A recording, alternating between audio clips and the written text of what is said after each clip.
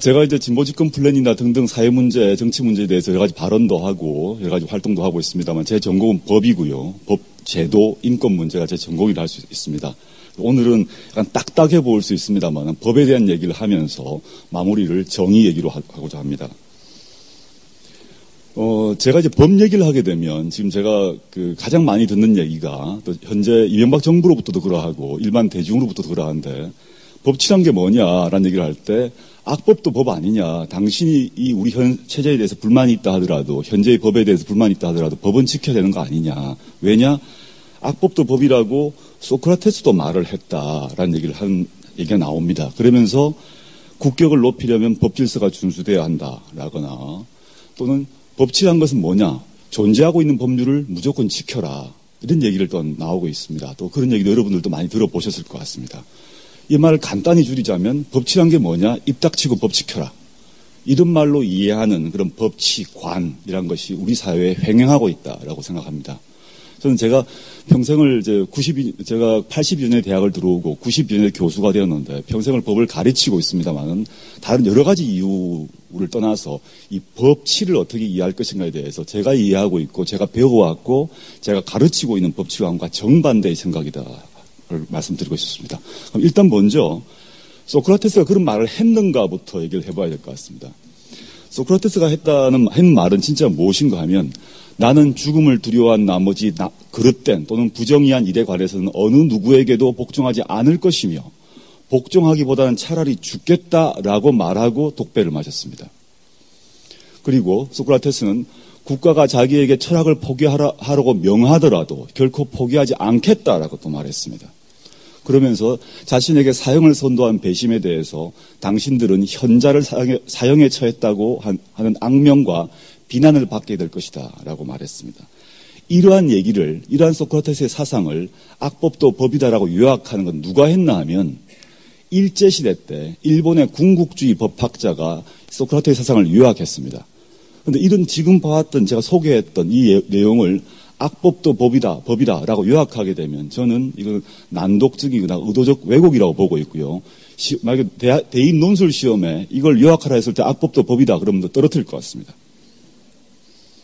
예컨대 우리 시대에 이런 법이 있었습니다. 70년대에 머리를 기르면 강제로 자르고 무릎이 15cm 미니스커트를 입으면 역시 경찰관이 치마 밑으로 자를 놓으면서 벌금을 매겼습니다. 그냥 이 경찰관이 마음대로 한 것이 아니라 경범죄 처벌법 위반이란 법률 위반이었기 때문에 했습니다. 이 법은 당시에 실정법이었죠.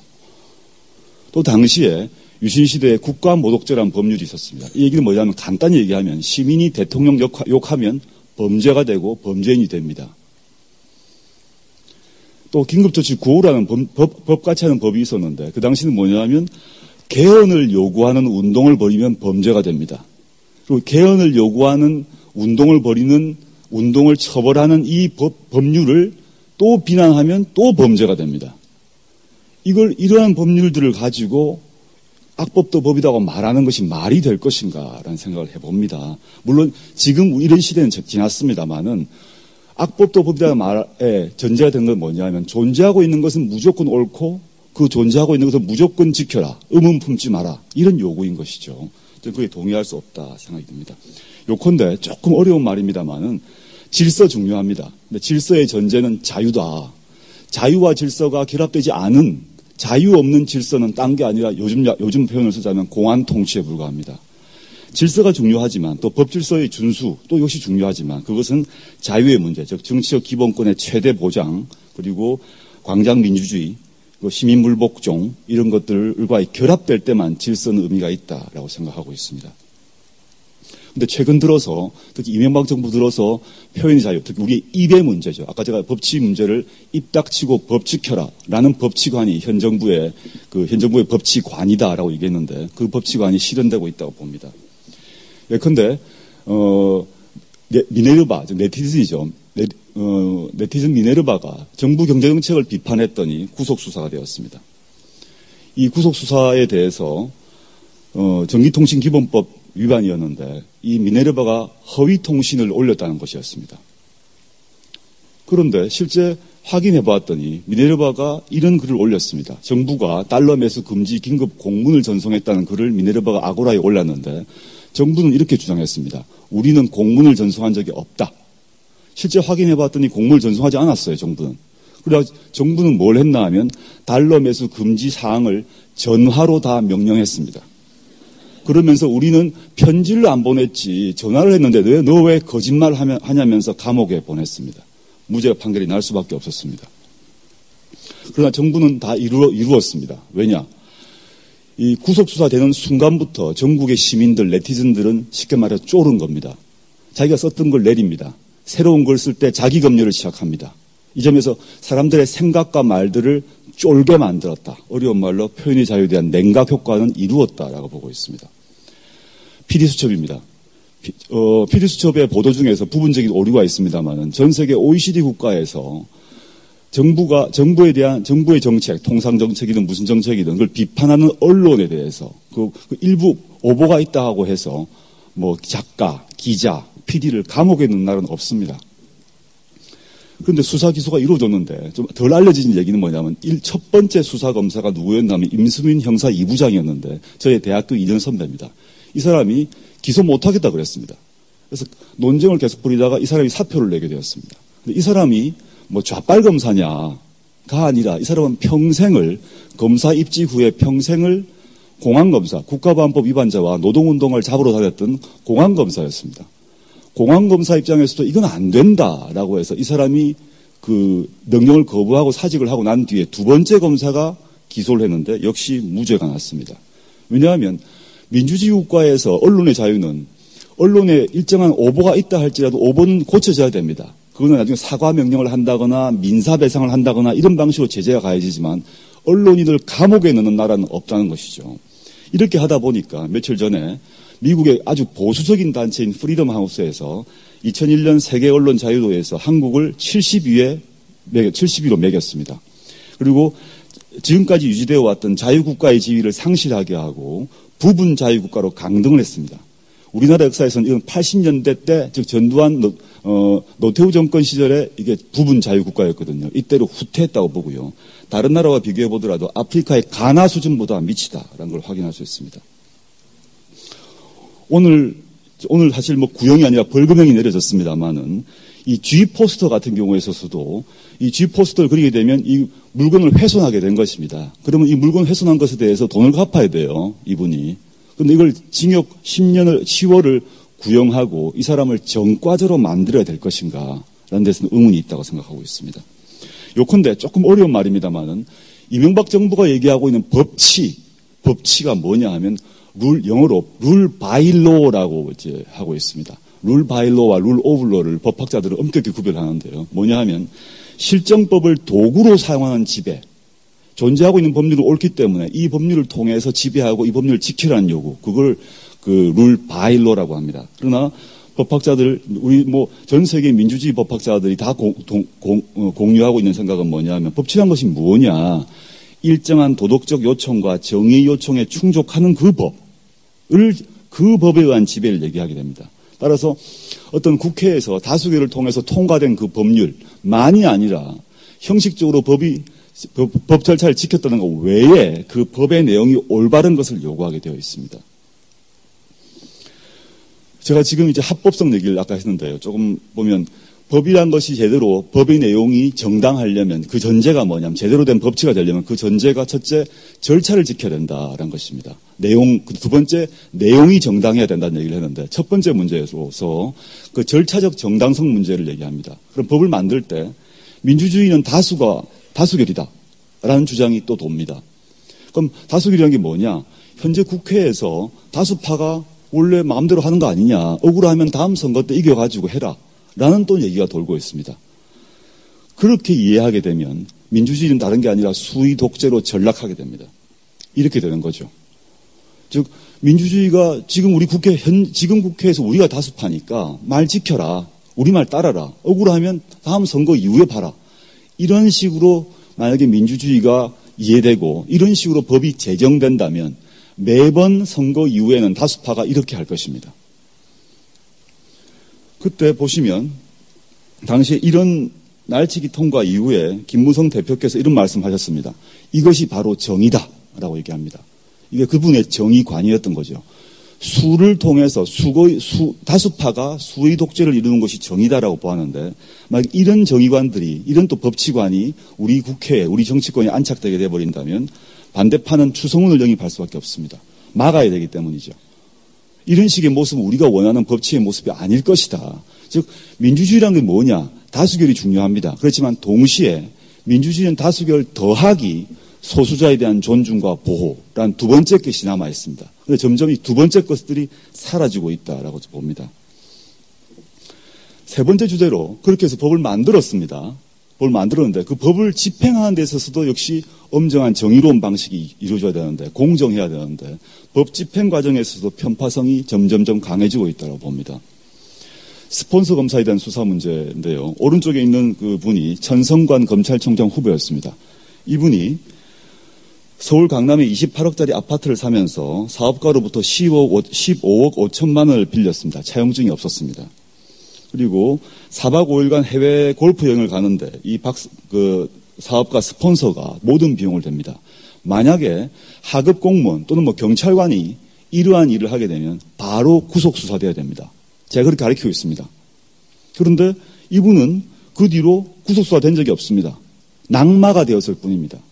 그리고 그 뒤로 이 차용증 없는 15억 5천만 원을 갚았는지 여부를 확인할 수가 없습니다. 이렇게 낙마가 돼버리면 끝이라는 거죠. 그 다음에 국무총리실에서 민간인 사찰을 했습니다. 중대한 국기를 흔드는 범죄입니다. 저는 이게 국무총리실에서 민간인 사찰은 불법 중에 불법인데 이건 정말 탄핵사회라고 저는 사실 생각하고 있습니다만은, 이 오른쪽에 분이 잡혀 들어가면서 꼬리를 잘랐습니다. 자기 바로 윗사람이 누구신가 하면 이영호 고용노사 비서관, 청와대에 계신 분인데 이분이 바로 직속 상관인데 한 번 부르고 그쳤습니다. 이분들이 왜 대포폰이라는 깡패들이나 그 조폭들이 사용한 대포폰을 사용하면서 서로 연락을 했을지 지금 매우 의문스러운데 제대로 된 수사를 하지 않았고요. 그 다음에 검찰 수사는 총리실에 있는 총리실에 있는 그 하드디스크가 레이저로 완전히 파괴되고 난 뒤에 압수수색이 들어갑니다. 들어가고 났더니 즉 이 잡혀갔던 이 사람과 청와대의 연결고리가 다 끊어져 있죠. 그 안에 다 들어있을 것인데 증거인멸이 보장되어 있었다라고 보고 있습니다. 그 다음에 지금까지는 정치 권력에서 같은 편에 대해서는 봐준다는 말씀드렸는데 경제 권력 문제를 들어가겠습니다. 이건희 회장 여러 사건에 있어서 중요한 범죄 때문에, 중대 범죄 때문에 그 징역 유죄 판결을 2번이나 받았습니다만은 2번에 또한 특별 사면을 받았습니다. 그런데 실제 사건입니다만은 7천 원을 훔쳤는데 징역 1년 6월이 내려졌습니다. 이걸 어떻게 이해할 것이냐? 이건희 회장 같은 경우 이 배임 조세 포탈 횡령의 액수는 몇 천억에 달합니다. 그런데 집행유예를 받았고 특별 사면을 받았는데 7천 원 훔쳤다는 이유로 실형 징역 1년 6월이 내려졌습니다. 어떻게 이걸 이해할 것이냐라는 것입니다. 참 법학자로서 안타깝다. 그래서 저는 너나 잘하세요 라는 말을 던지지 않을 수 없다. 제가 이제 법과 관련해서 약간 잔인한 사진입니다만 하나 가져왔습니다. 고대 페르시아에 캄비세스가 있었는데 이때 자신의 판관, 이제 재판관이죠. 시엠네스가 뇌물을 받았습니다. 부정을 저질렀습니다. 근데 어떠한 형벌을 내렸나 하면 사진을 잘 보시면 이 사람이 시암네스인데요. 시암네스의 껍질을 벗기고 있습니다. 보이시죠? 인피를 벗깁니다. 붉은 쪽은 이제 속피고, 내피고, 바깥쪽이 이제 외피인데요. 껍질을 벗겼습니다. 껍질을 벗겨서 뭘 했나 하면 그 껍질을 사용해서 가죽 소파를 이렇게 의자를 만들었습니다. 요 가죽이 인피입니다. 요 가죽이. 만들어가지고 요 사람을 재판관으로 새로 임명하는데 이 재판관은 누구냐 하면 아까 죽은 그 판사의 아들입니다. 이렇게 해서 뇌물 받거나 부정을 저지른 집권층, 판사, 법집행 관련자들은 다 저렇게 해버렸어요. 물론 지금 이렇게 할 수 없겠죠, 당연히. 저것이 던지는 저 잔인한 만화, 그 그림이 던지는 시사점이 무엇인가를 한번 생각해 봐야 됐다라고 생각하고 있습니다. 동양으로 돌아와 보게 되면 잘 아시는 상앙이라는 그 학자가 이렇게 말했습니다. 법이 지켜지지 않는 것은 윗사람이 법을 어기기 때문이다라고 말한 바 있는데요. 상앙은 자신이 모시던 왕의 아들 태자가 부정을 저지르니까 태자를 처벌하자 라고 주장하니까 왕이 제발 좀 봐줘라 라고 합니다. 그랬더니 그럼 왕의 아들이니까 봐드리겠다. 그 대신 그 태자의 보좌역에 코를 베고 사부의 이마에 먹실, 문신을 새겼습니다. 이런 것들이 이루어질 때 그 백성들, 당시로 봐서는 백성이죠. 지금 같은 경우는 이제 유권자, 대중, 국민들에게 법 제대로 지키라는 요구를 할 수 있는데 이런 정신들이 우리 사회에서 집권층 내에 지켜지고 있는가에 대해서 의문을 가지고 있습니다. 오히려 조지 오웰이 말했던 모든 동물은 평등하다. 그러나 어떤 동물은 더욱 평등하다라는 야유가 우리나라에서의 법 집행 과정에서 관철되고 있는 것이 아닌가라고 생각하고 있습니다. 그래서 지강언이라는 1988년 탈옥을 했던 그 상습 절도범이 죽기 전에 외쳤던 말, 유전무죄, 무전유죄란 말이 지금도 우리 사회에 돌고 있고 여기에 추가되어서 유권무죄, 무권유죄란 말도 추가되어서 돌고 있다는 현실이 법학자로서 매우 안타깝습니다. 그래서 지금 제가 크게 세 가지를 얘기했는데요. 법이라는 것이 그 법 자체가 무조건 옳다라는 것은 아니다. 그 법의 내용을 봐야 된다라고 말씀드렸고, 두 번째는 법을 제정하는 절차에 있어서 다수자의 독재, 수의 독재가 이루어져서는 안 된다는 것이고, 세 번째, 만들어진 법률을 집행하는 데 있어서 편파적으로 집행하면 안 된다고 봅니다. 이런 세 가지가 지켜지지 않게 되면 그 법치는 다른 게 아니라 법의 치욕이라는 의미에서의 법치다라고 생각하고 있습니다. 그럼 이제 정의 문제로 돌아가겠습니다. 법의 이념이 무엇인가? 그럼 다 정의라고 초등학교 교과서부터 대학교 교과서에 다 나와 있습니다. 그럼 정의란 무엇인가에 대해서 최근에 여러분들 많이 사보셨던 샌델의 책이 있을 것입니다. 샌델 책은 하버드 대학에서 대화법 강의 형식을 이제 녹취해서 담은 것이기 때문에 실제 정의가 무엇인가를 정확히 찍어주지는 않는 책입니다. 여러 가지 다양한 시각들을 보여주는 책인데 실제 샌델의 스승이었고 현대 민주주의 나라에 있어서의 정의론을 기초를 놨던 사람은 누구냐 하면 존 롤즈라는 사람입니다. 샌델의 스승이고 이분의 그 정의론 책이 번역되어 나와 있습니다만 오래전에 아주 어려운 책이기 때문에 비전문가로서는 잘 읽기 힘든 책이긴 합니다. 근데 여기 사실 그렇지만 현대사회에서 정의란 무엇인가는 사실 존 롤즈의 사상에서 거의 다 나왔다라고 보시면 됩니다. 이 정의의 두 개의 원칙을 얘기를 하는데요. 아주 까다로운 말이기 때문에 다 읽지는 않겠습니다. 풀어서 설명해 드리도록 하겠습니다. 이 두 원칙에 대한 설명들은 존 롤즈의 책을 나중에 여유가 되실 때 한번 보시도록 하시고요. 우리 현실로 풀어서 설명하자면 이런 것입니다. 제1원칙은 차등의 원칙이라고 부르는 것인데요.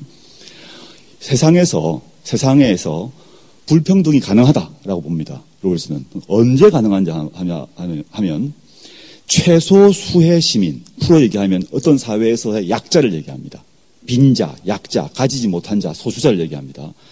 최소 수혜 시민에게 최대의 이익을 가져줄 사회 경제적 불평등, 그런 불평등은 가능하다는 겁니다.